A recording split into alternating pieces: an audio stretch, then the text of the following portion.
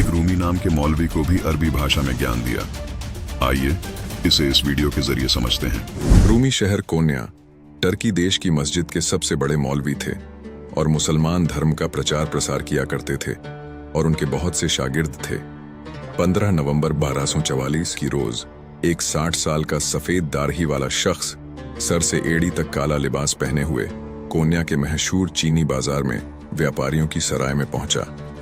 इस शख्स का नाम समस्तरबेज था। समस्तरबेज से पूछने पर समस्तरबेज ने लोगों को बताया कि मैं एक राह चलता व्यापारी हूं। समस्तरबेज वहां जैसे कुछ खोज रहे थे और आखिरकार उन्हें रूमी घोड़े की सवारी करते हुए दिखाई दिया। एक दिन एक हौज के किनारे रूमी पुरानी इल्मी किताबों का एक ढेर रखकर बैठे थे और अपने शागिर्दों को पढ़ा रहे थे। समस्तरबेज वहां से गुजरे और उन किताबों के ढेर की तरफ इशारा करते हुए रूमी से पूछने लगे, ये क्या है? रूमी ने व्यंग्यपूर्वक उत्तर दिया, बाबा ये वो है जो तू नहीं जानता। ये सुनकर समस्तरबेज ने उन किताबों को हौज में धक्का दे दिया। ये देखकर रूमी आग बबूला हो गए और कहा, हे बदबख्त, ये तूने क्या किया? क्या तू जानता है ये किताबें कितनी कीमती थीं? ये सुनकर समस्तरबेज हौज में कूद गए और एक एक कर सारी किताबें पानी से बाहर निकाल कर रख दी। मजे की बात यह थी कि एक भी किताब गीली नहीं हुई थी, उल्टा उनमें से धूल निकल रही थी।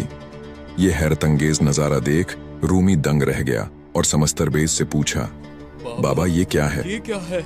समस्तरबेज ने उत्तर दिया, ये वो है जो तू नहीं जानता, और वहां से चले गए। अगले दिन रूमी अपने घोड़े पर सवार होकर बाजार में पहुंचे। वहां लोग आदर सत्कार में उनका हाथ चूम रहे थे।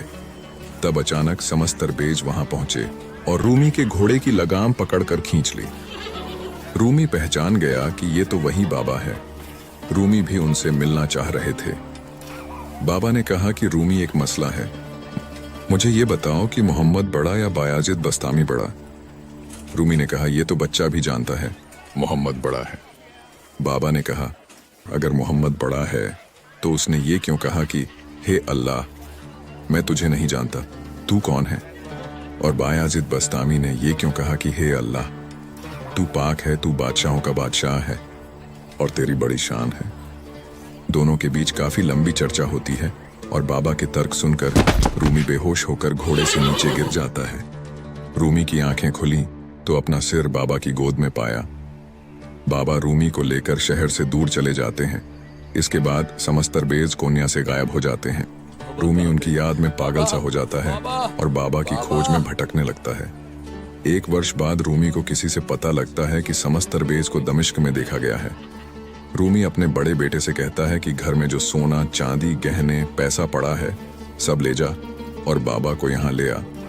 रूमी का बड़ा बेटा दमिश्क पहुंचकर समस्तरबेज के नाम पर भंडारा खोल देता है और देखता है कि कुछ दूरी पर बाबा एक लड़के के साथ शतरंज खेल रहे हैं। रूमी का बड़ा बेटा बाबा से विनती करके उन्हें घोड़े पर बैठाकर कोन्या ले आता है। रूमी कहता है कि बाबा आप क्यों गायब हो गए थे? आपने मेरे साथ ऐसे क्यों किया? मैं 1 साल से आपकी याद में तड़फ रहा था। बाबा कहते हैं, अगर मैं गायब ना होता तो तेरे दिल में आज ये आग ना होती। बाबा रूमी को इल्म देते हैं, जिसे पाने के बाद रूमी अपनी पारंपरिक पूजा पाठ छोड़ देता है। ये देख रूमी के शागिर्द समस्तरबेज से ईर्ष्या करने लगते हैं। एक रोज रूमी अपने मुर्शीद समस्तरबेज के साथ अपनी कुटिया में बैठे थे। तब रूमी का छोटा बेटा व कुछ शागिर्द समस्तरबेज के कत्ल के इरादे से वहां पहुंच जाते हैं और समस्तरबेज को आवाज लगाते हैं। समस्तरबेज रूमी से कहते हैं कि बस अब मेरा जाने का वक्त आ गया है। शागिर्द जैसे ही उनको मारने के लिए तलवार उठाते हैं, समस्तरबेज गायब हो जाते हैं। ये तो गायब हो गया।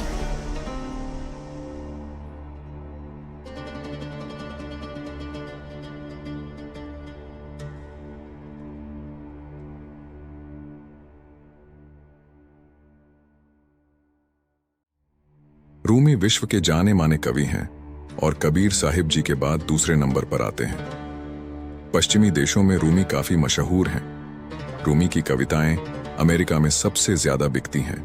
रूमी की रचनाएं मनसनवी और दीवाने कबीर को मौलाना संग्रहालय कोन्या तुर्की में रखा गया है। रूमी की मजार कोन्या तुर्की में स्थित है। उसी के साथ रूमी के मुर्शीद समस्तरबेज की भी कृत्रिम कब्र बनी हुई है। हर साल पूरे विश्व से लाखों लोग रूमी की मजार का सजदा करने जाते हैं। और हैरत की बात यह है कि मुसलमानों से ज्यादा गैर मुसलमान जाते हैं।